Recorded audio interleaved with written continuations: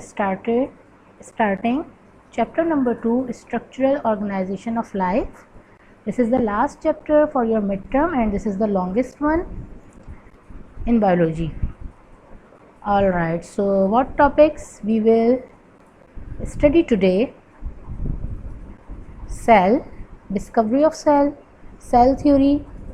As cell is a microscopic structure, so we need microscope to see it, so we will discuss about microscope also, and then basic structure of cell.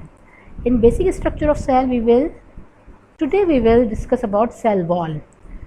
In basic structure there are all of the organelles that are present in the cell. We will discuss in later classes. Alright, so let's start. Introduction about cell. Cell is as fundamental to biology as an atom is to chemistry. All organisms are made of cells which behaves as basic unit of their structure and function. For example, you can see the picture. These are the muscles, and muscles are also made up of muscle tissue. Then tissues are divided into the cells. So look at the example. The contraction of muscle cells moves your eyes as you are watching this video, and when you decide to write something or note down from the video anything, your nerve cell, this is the picture of nerve cells will transmit that decision from your brain to the muscle cells of your hand to write down something.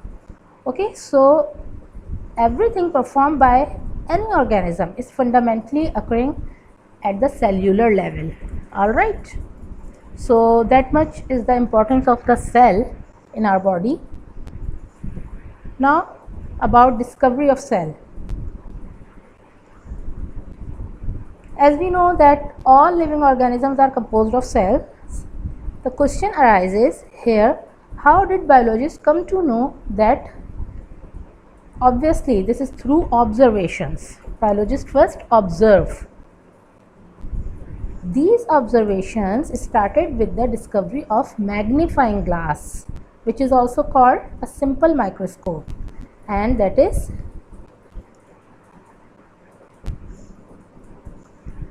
this is the compound microscope.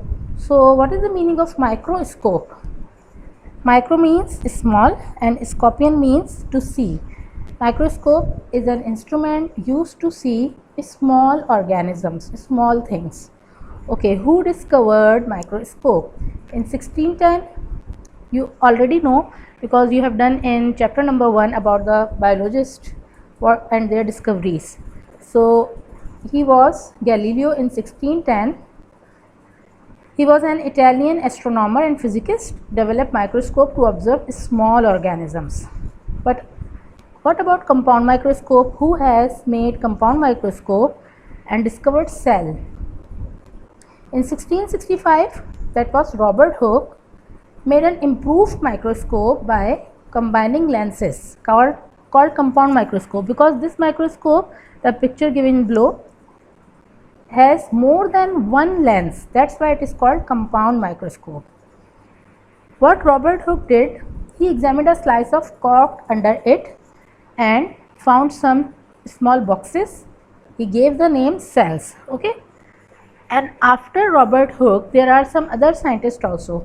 So one by one we will see about their discoveries and their experiments and also their observations. Robert Hooke made compound microscope and examined a slice of cork under it. Then what he observed? He found small honeycomb-like chambers which remind him small rooms of monastery and are said cellula in Italian. He also named these structures celluli or cell. Cell means small rooms. Okay.